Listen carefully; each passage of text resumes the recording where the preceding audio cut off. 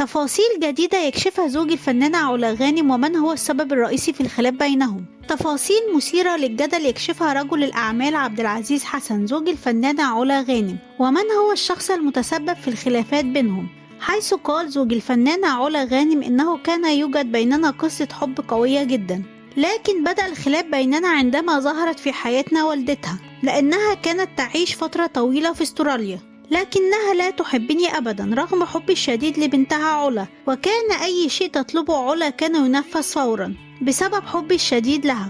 لكن والدتها لا تحبني أبدا، لا تحب أي شخص أو أي حد يكون سعيد. سابقا حاولت تبوظ العلاقة الزوجية بين ابنها وزوجته، لكن ابنها منعها من دخول بيته.